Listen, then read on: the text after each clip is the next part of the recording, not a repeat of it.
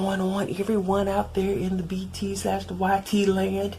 It is me, Troi, and I'm here again with another video. Of course, you just clicked on this video. Y'all know I be doing all kinds of stuff. Anyway, today I'm going to be talking about Peril and Prayer by Olivia Matthews, aka Producer Sergeant.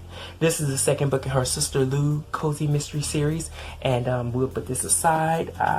Reference point, the first book was Mayhem and Mass, and the third book, which I need to get to next, is Alibis and Angels. So, Peril and Prayer is Sister Lou's second adventure, second murder mystery. And, you know, with Sister Lou being the key principal character of this series, there's also that of her nephew, Chris, who works as we would say a fundraiser for this particular congregation that she belongs to. And then there's a third character named Shari. She works for the Briar Coast newspaper office. So these three come together per these books as a trio or trilogy and solve these crimes. Now, I know this is kind of different, but I'm just going to read the back of this because I keep feeling like I'm not going to explain the synopsis of this right. So, this year's Advert Retreat has been booked for the congregation of the Sisters of Hermione at the pastoral Briar Coast Cabin Resorts in New York. But when the combative Sister Marianna practically loses her religion arguing over minor details with resort co-owner Autumn Tassler, Sister Louise LaSalle steps in as peacemaker. Y'all pretty much got that. Sister Lou, Sister Marianna, they're going to this resort co-owner's office to talk to her about renting out the resort for the congregation's advert event that happens yearly. Eventually, and the argument that Sister Marianna has with this owner is over food. Soon later, the resort owner ends up strangled. Sister Marianna is implicated because of her missing scarf. There's some complications there that I think were not reasonable, but we'll get into that maybe later. And then, of course, that is when Sister Lou, as well as her nephew Chris, as well as Shari, the town Briar Coast newspaper reporter, get together as a trio to solve the crime. Let me start off by saying I think we'll say this. You know, I had a few little tidbit nagging issues with the first book, Mayhem and Mass. Particularly of the author's overuse of adjective to describe inanimate objects. And I think the other thing I would say is I really didn't find the characters listed on the suspects list to be as indistinguishable as I had hoped to get my emotions invested in the whole matter, the whole murder and stuff. But, you know, who am I going to be mad at? Who I'm going to have a soft spot for? I really didn't find a connection. But I will say this, though. While the adjective overuse was at one point an 8, I suppose from it went to a 5. But here's the thing that I think that she did exceptionally well, as opposed to the first book with the characters, the suspects, is she really did a great job of building compelling suspects or side characters for the reader to, you know, I would hope to invest in their individual story arcs.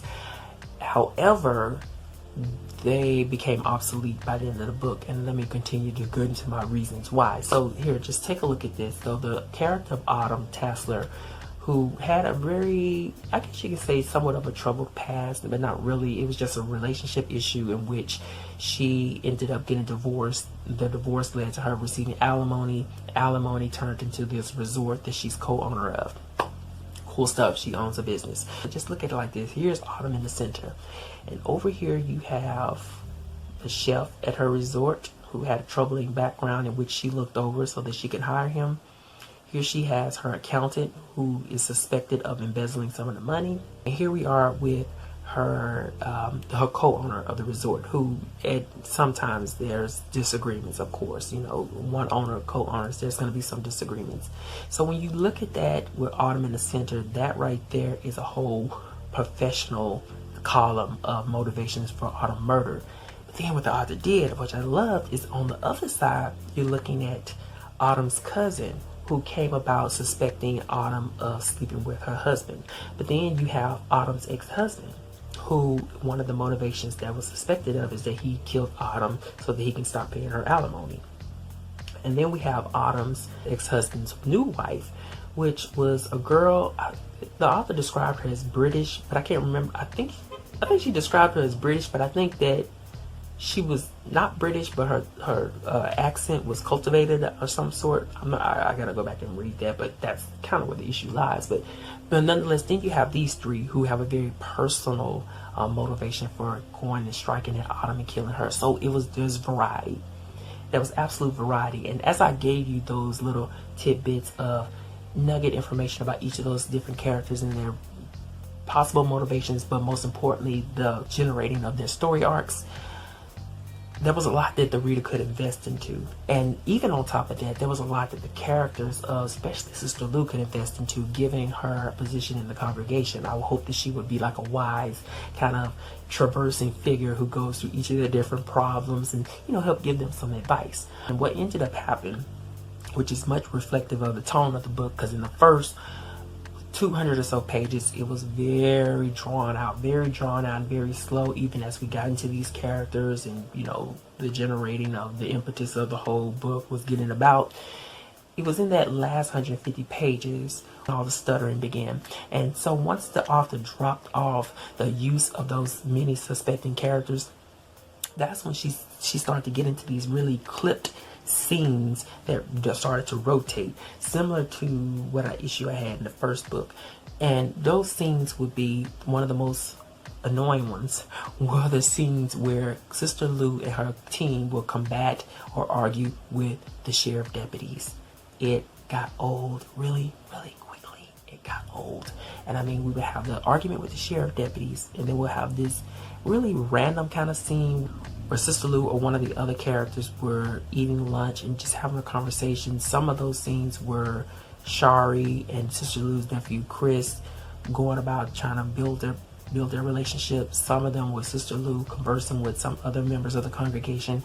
I don't quite know what those scenes' purposes were. A part of me was looking at it as maybe foreshadowing, but another part of me was looking at it as some quiet suspense. Then it was switched to scenes where Shari, as I said, the newspaper girl Friday, would have little combative conversations with the mayor of the town as well as her editor-in-chief. And nowhere in all of that were we readdressing, reaffirming, recalibrating those many glowing and golden, I'm talking about golden story arcs from suspect characters. They were left hanging. I wanted to know much more about Autumn Tassler's ex-husband and his wife. I needed to have closure with them because they were so well drawn. I wanted to know much more about, and I know we can't hit them all, but I want to know much more about Autumn's cousin. I needed closure with her. But what I'm saying is a lot of that time spent in the later parts of the book with Shari and Sister Lou and Chris combating and going butting heads with the police force, with the deputies who were so antagonistic and aggressive and just really ugly to me. A lot of that time spent with that energy, I feel like would have been best spent closing off and wrapping up the many glowing, suspecting side character threads that were left hanging. We needed that. That would have been best to translate over onto this side, okay? And that's just how I felt about it. And I say that because Sister Lou is not only is she a detective, right? But she's also a member of a congregation. She's a church figure, essentially. So that would include wisdom and guidance. And just think about how if we would have carried some of those characters in the earlier parts, those suspecting characters with all those troubled and very ugly attitudes, and we would have carried them to the end and both marked them off from the suspect list, as well as get Sister Lou involved with finding closure for their own personal transgressions and inner problems. Girl, I'm telling you, that right there would have been the icing on this whole cake. But instead, like I said, we got into those arguments with those deputies. It was too much. It got to be too much. And if we would have got rid of some of those in between inconsequential scenes of going to lunch and having conversations with other congregation members. I think I made my point. I think I've made my point. The point is quite simple. There were so many glowing, and I mean really rich, really, I'm not even trying to be funny, really rich characters, side characters, they were left behind. And see, the other troubling thing I have with that is because, yes, it was slow in the beginning, and then the gears kind of got wonky as we needed a tune-up, essentially, in the last 150 pages, is that the whole impetus of the stakes involved petered out. And what I mean by that is when we got to the later parts of the book where all the little shifting and arguments and the rotating went about, the reader, I lost complete focus of the flow of the mystery. I lost focus. Like, I don't even remember, I couldn't even recall. It was me thinking to myself, okay, what's the direction? I'm not gathering the direction here. It was like me asking myself, why are we not going back to follow up information on this character? Why are we not going back to follow up information on this character? I lost my direction in those last pages, and I had to surrender to that. I couldn't really engage any further because I lost the direction of the mystery itself. Like, I just didn't understand what was going on at one point.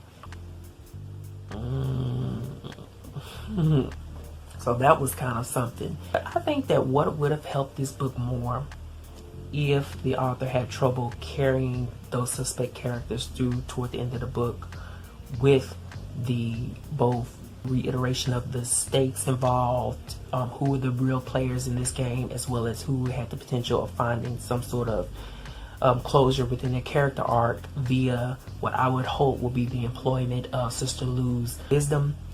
I think one of the things that would have really helped this book the most if there was another murder. If the author had a difficult time carrying them, then we should have just started chopping some of them off.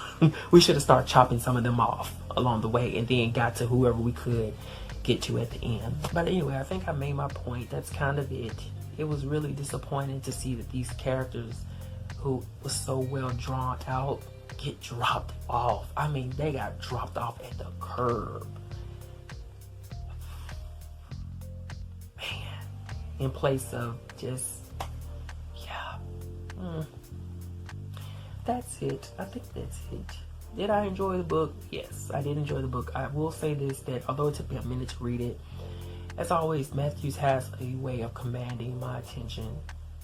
I never want to miss a page in these books. I know she just commands my attention. She has a very good way of really slipping me, the reader, on into the story.